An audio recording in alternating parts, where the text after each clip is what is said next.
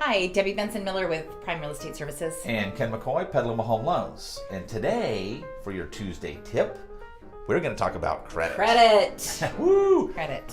So, Ken, recently I had some first-time home buyers that really wanted to buy a house, and they felt like their credit score might be too low to actually do that. So, how does that work? There's a lot of people that don't think their credit is sufficient enough to purchase a home. But you can actually get a loan with credit scores all the way down to 540.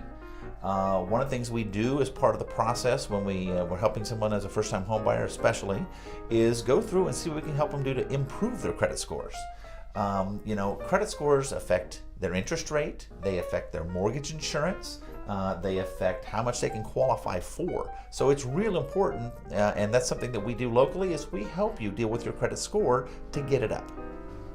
Well, what is a good credit score? I mean, people talk about credit scores all the time, but I don't know if they really know what it means. Yeah, so every borrower is given 3 credit scores, one from each of the 3 bureaus. The lenders always take a look at the middle credit score, and of those credit scores, if you have the middle credit score for borrower and co-borrower, then we take the lower of those 2.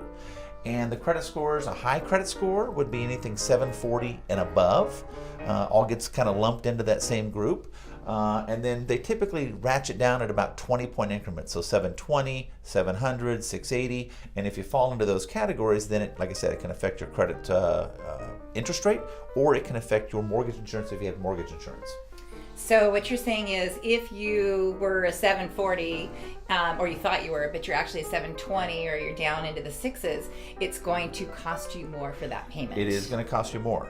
Now, also, if you don't have any credit, because there are people out there that just have not gotten a credit score established, we can take alternative forms of credit. So, for instance, PG&E bills and your proof of payment on those, or your cell phone bills. So there's other ways that we can help you establish credit also, so that you can. So even if you're looking in the future about getting into a home, it would be a good idea to sit down and talk with someone that can help you get that set up so that you can. Right. Well, I think the biggest thing is, if you see this in your future that you would like to purchase a home and you don't know what your credit is, it might be worthwhile to, go to somebody like Ken and to sit down with them, have them run your credit, and they can help you make it better if it needs to be, tell you what things should be done. They might, give you all kinds of, they're a resource.